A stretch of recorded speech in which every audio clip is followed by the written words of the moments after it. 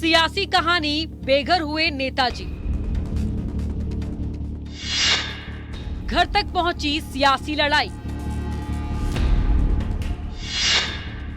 नेताजी ने छोड़ दिया अपना घर।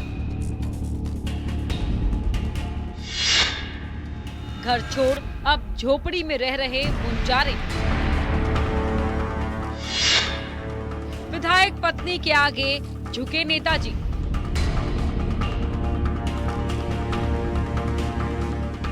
घर छोड़कर झोपड़ी में रहने वाले ये लोकसभा प्रत्याशी हैं। नाम है कंकर मुंजारे। कंकर मुंजारे पूर्व सांसद हैं और बालाघाट से बीएसपी के लोकसभा प्रत्याशी। इनकी पत्नी है अनुभा मुंजारे, जो बालाघाट से कांग्रेस की विधायक हैं। दोनों के बीच सियासी अदावत देखने को मिल रही है। दरअसल कंकर मुंजारे ने अपनी पत्नी को चुनाव तक दूसरी जगह शिफ्ट होने के लिए कहा था, लेकिन वो नहीं मानी, तो नेताजी को ही पत्नी के आगे झुकना पड़ा और घर छोड़ना पड़ा। कंकर मुंजारे कार में भरकर अपना सामान ले गए और गांगुल पारा के पास खंडाला में बनी एक झोपड़ी में रह रहे हैं। मैंने अनुभा मुंजारे को बोला हुआ है कि आप जो है कांग्रेस का प्रचार करना है, खूब करो, लेकिन यहाँ से मत करो। मैं यहाँ से मैं कैंडिडेट हूँ, मेरा घर है और यहाँ पे आप भी रहोगी और जाके हमारे खिलाफ बोलोगी। हमारे खिलाफ बोलना मतलब हमारे विरोधी हो। इस घर में आप मत रहो चुनाव तक। 19 तारीख तक के आप कहीं जाके रहो और चुनाव प्रचार करो। अपनी बहन के यहाँ चलो, उनकी बहन यहाँ पर सजेशन दिया है। उधर विधायक अनुभा मुंजारे का कहना है कि शास्त्रों में कहा गया है, बेटी घर से डोली में आती है और पति के घर से अर्थी पर जाती है। अपने परिवार के प्रति पूरा समर्पण का भाव रखती हूँ। आदरणीय पतिदेव का सम्मान करती हूँ। बेटे के स्नेह से मैं बंधी हुई हूँ।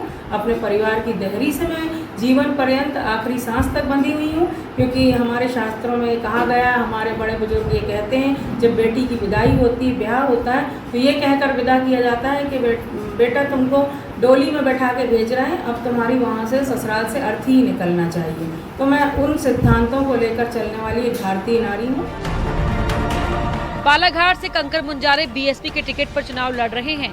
ऐसे में उनका कहना है कि एक घर में रहकर दो अलग अलग पार्टियों के चुनावी कार्यक्रम तय नहीं हो सकते हैं। फिलहाल कंकर मुंजारे अपने घर से अलग रह रहे हैं।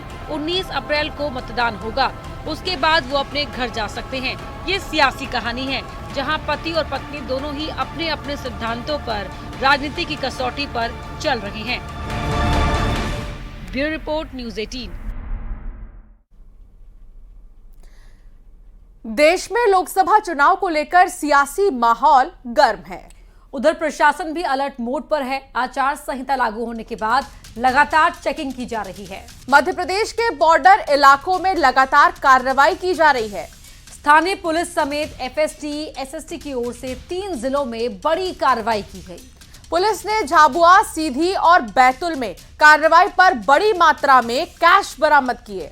साथ ही चांदी भी बड़ी मात्रा में बरामद करने की बात सामने आई है। 3 तस्वीरें टीवी स्क्रीन पर। पहली तस्वीर झाबुआ की है, जहां एफएसटी, एसएसटी और पुलिस ने कार्रवाई की और नकदी और चांदी बरामद की है। वहीं सीधी से भी पुलिस ने चांदी और भारी मात्रा में कैश बरामद किया है। बैतूल की बात करें तो यहां पर बाइक सवार युवकों के पास से लाखों रुपए पुलिस ने जब्त किए। विस्तार से अगर आपको बताएं तो सबसे पहले बात झाबुआ की कर लेते हैं, जहां पुलिस ने बस से 1 करोड़ 28 लाख रुपए बरामद किए। साथ ही 22 किलो चांदी भी बरामद किए गए हैं। एफएसटी, एसएसटी और पुलिस ने ये कार्रवाई की है। पिटोल चौक के चेकपोस्ट के पास ये कार्रवाई की गई। गुजरात मध्य प्रदेश बॉर्डर पर स्थित है ये चेकपोस्ट। नकदी पर किसी ने क्लेम भी नहीं किया अब तक। इंदौर से ये बस राजकोट की ओर जा रही थी। अब चलिए बात करेंगे सीधी की। झाबुआ के बाद सीधी में भी कुछ ऐसा ही मामला सामने आया और यहां भी बड़ी कार्रवाई हुई। पुलिस ने यहां से 28 लाख रुपए कैश बरामद किए हैं। साथ ही 33 किलो चांदी भी जब्त की है। 2 युवकों को पुलिस ने पकड़ भी लिया है अब तक। सागर, मुरैना से ये आरोपी आए थे। एफएसटी और सिटी कोतवाली पुलिस ने ये कार्रवाई की है। और सीधी के बाद अब आपको बताते हैं कि बैतूल में क्या हुआ, जहां एफएसटी टीम ने की बड़ी कार्रवाई। टीम ने भारी मात्रा में कैश जब्त किए। लगभग 10 लाख रुपए कैश मिले हैं। चेकिंग के दौरान यहां पर बाइक को रोका गया था। और साथ ही आपको बता दें कि कुकरू खामला नाके पर यह कार्रवाई की गई। बैग में पुलिस को ये कैश मिला और साथ ही जो 2 लोग थे वो महाराष्ट्र के रहने वाले बताए जा रहे हैं। मजदूरों को भुगतान के लिए रुपए निकाले गए थे, ऐसी जानकारी इन युवकों ने पुलिस को दी है। भैंसदेही एसडीएम पुलिस अब पूरे मामले की जांच कर रही है। आचार संहिता लगने के बाद भी लगातार ऐसे मामले सामने आए। तो कुल मिलाकर चुनाव को देखते हुए पुलिस और दूसरी एजेंसीज जो हैं वो अलर्ट मोड पर है। चुनाव आयोग भी स्थिति पर नजर बनाए हुए है। हिंसा मुक्त चुनाव कराने को लेकर पुलिस की ओर से बॉर्डर इलाकों में लगातार चेकिंग करी जा रही है और ऐसे में आचार संहिता का उल्लंघन ना हो, इस बात का भी ख्याल रखा जा रहा है। बढ़ते आगे और बात कर लेते हैं ईद के त्योहार की, जो अभी आया भी नहीं है, लेकिन इससे पहले ही बकरा चोर सक्रिय हो गए हैं। मौका मिलते ही चोरी की वारदात को अंजाम दे रहे हैं। सोशल मीडिया पर बकरा चोरी करने का एक ऐसा ही वीडियो वायरल हो रहा है। उज्जैन में बकरा चोरी का हैरान कर देने वाला एक सीसीटीवी फुटेज सामने आया, जिसमें कार से आए कुछ लोग बकरे को पहले खाने का लालच देकर अपने पास बुलाते हैं और इसके बाद जैसे ही बकरा कार के पास आता है वैसे ही बकरे को कार में डालकर रफू चक्कर हो जाते हैं। आरोपियों ने पहले बिस्किट देकर बकरे को अपने पास बुलाया। देखिए, बकरा जैसे कार के नजदीक पहुंचा तो आरोपियों ने कार में उसे खींच लिया। उसी समय कार में पीछे की ओर बैठा कोई व्यक्ति बकरे को खींचकर अपने कार में डालकर रफू चक्कर हो जाता है। ये पूरा सीसीटीवी फुटेज आप देखिए। बकरा चोरी का ये जो पूरा मामला है वो सामने आया है उज्जैन से। दिन दहाड़े इस तरह से बकरा चोरी की ये वारदात का ये जो वीडियो सामने आया है वो वायरल हो रहा है कि किस तरह से पहले लालच दिया, बकरे को नजदीक बुलाया और मौका पाते ही कार में बैठा लिया और उसके बाद कार लेकर फरार हो गए। यहाँ पर खड़ा था बकरा, पहले इसे लालच दिया जाता है और सिलसिलेवार तरीके से पूरी जो चोरी की घटना है उसको अंजाम दिया जाता है और बकरा चुराकर आरोपी यहाँ से फरार हो जाते हैं। कार में बैठे थे कुछ लोग और उन्होंने बकरा चुराया।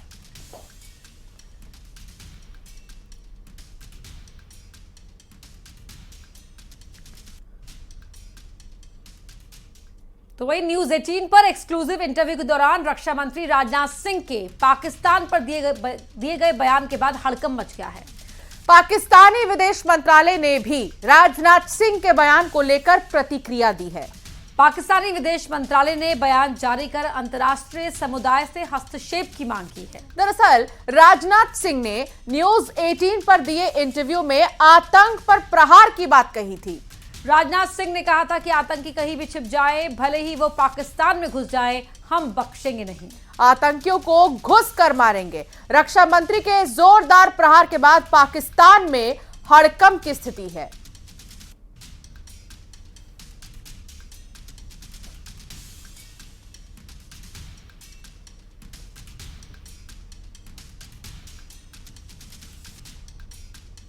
गार्डियन फॉरेन पब्लिकेशन है गार्डियन, उसमें एक आर्टिकल आया है। उसमें कहा है, उस आर्टिकल ने कहा है कि जो है भारत ने पाकिस्तान की धरती में 20 लोगों को, 20 इंडिविजुअल्स को, टेररिस्ट को जो है पिछले कुछ सालों में मारा है, उन्हीं की धरती में जाके मारा है। और जो है इस पर तमाम क्या कहते हैं, उन्होंने बहुत रिसर्च की है, बहुत लोगों से बात की है। ये पहले हम लोगों के बारे में कनाडा में भी बोला गया, यूएस में भी ये चर्चा हुई पहले, पर पाकिस्तान की ये नई चर्चा है, 20 लोग। तो इसको आप कैसे देखते हैं कि ये क्या, उस आर्टिकल में ये भी कहा है कि जो है भारत जो है केजीबी और मुसाद से जो है काफी इन्फ्लुएंस्ड है, तो उनकी भी जो इंटेलिजेंस एजेंसी है, रॉ वगैरह, इस तरीके का काम कर रही है। कोई स्लीपर सेल है यूएई में, उसने जो है इसमें उसका रोल रहा है। और 20 लोगों को, मतलब एक आध लोग नहीं, 20 टेररिस्ट को जो है हमने कुछ सालों में मारा है। 20 टेररिस्ट को मारा है? हाँ जी, मतलब टेररिस्ट कह लीजिए, लोगों कह लीजिए, पर वहां उनकी धरती में मारा है। कोई भी टेररिस्ट हमारे पड़ोसी देश से भारत को डिस्टर्ब करने की कोशिश करेगा जी, यहां पर भी आतंकवादी हरकतें करेगा तो उसका मुंह तोड़ जवाब देंगे। यदि वो भगकर पाकिस्तान में जाएगा तो पाकिस्तान में घुस कर मारेंगे। तो ये बात आप मतलब कह रहे हैं, जो प्रधानमंत्री भी कह रहे हैं कि अब वो भारत नहीं रहा जो कि बगल में खड़े होकर तमाशा देखता रहेगा, घर में घुस कर मारेगा। बिल्कुल, प्रधानमंत्री जी ने जो कहा है बिल्कुल सच कहा है और यह ताकत है भारत की, और पाकिस्तान भी इसे समझने लगा है। वैसे भारत बराबर अपने पड़ोसी देशों के साथ अच्छे रिश्ते बनाकर रखना चाहता है, चाहे कोई भी हमारा पड़ोसी देश है।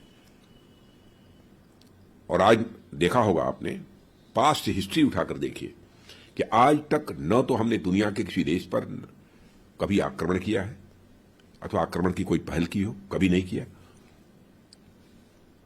और न तो दुनिया के किसी देश की 1 इंच जमीन पर हम लोगों ने कभी कब्जा करने की कोशिश की है। यह भारत का चरित्र रहा है जी। लेकिन भारत को बार बार कोई आंख दिखाएगा, भारत में आकर आतंकवादी गतिविधियों को बढ़ावा कर देने की कोशिश करेगा तो उसकी खैर नहीं है।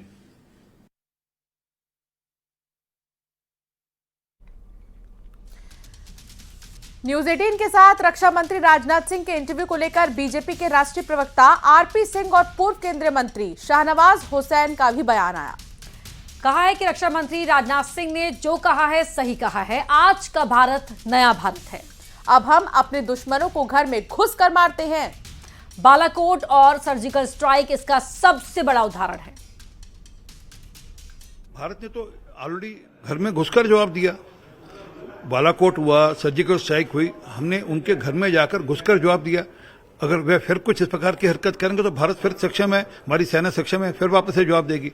ये सेना उस समय की नहीं जब मनमोहन सिंह जी कर रहा था, यूपी कर रहा था, जब उनके हाथ बंधे हुए थे। ये सेना को पूरी खुली छूट है कि अगर जो उचित ठीक लगे वह कार्रवाई करें, जो उचित लगे वह जवाब उसका उस ढंग से जवाब दें, और जरूरत पड़े तो घर में घुसकर जाकर भी जवाब दें। लेकिन सर, पाकिस्तान का जो विदेश मंत्रालय है उसको लेकर कह रहा है कि ये भारत स्वीकार कर रहा है। विदेशी समुदाय को भी इस पर ध्यान देना चाहिए कि किस तरह से भारत ने हमारे अंदर जाके समस्याएं कर। ये हमने क्या स्वीकार किया? ये तो पाकिस्तान के सांसदों ने स्वीकार किया। वो उसने एक सांसद ने पार्लियामेंट में कहा था कि वह जबकि मिनिस्टर जो फॉरेन अफेयर मिनिस्टर थे और तब के जो जनरल थे उनसे मिलने गए थे, उनके पसीने छूटे हुए थे कि अगर हमने ठीक नहीं किया, चीजें ठीक नहीं की तो भारत हमको फिर घुसकर मारेगा। आप पाकिस्तान अगर हमारे यहाँ शरारत करेगा तो उसका जवाब उसी प्रकार मिलेगा जिस प्रकार से बालाकोट और सर्जिकल स्ट्राइक में मिला था। भारत के विरोध में साजिश करने वाले पहले पाकिस्तान से बैठकर अपने आतंकी आका और चाचा के कहने पर हमला करते थे। अब आका और चाचा की भी खैर नहीं है। पाकिस्तान में भी उनकी अगर वो रहेंगे और वहां से साजिश करेंगे तो भारत ने घुसकर उसको मारना है, उसको छोड़ना नहीं। सर्जिकल स्ट्राइक पाकिस्तान को याद है, एयर स्ट्राइक पाकिस्तान को याद है। केंद्रीय मंत्री अनुराग ठाकुर ने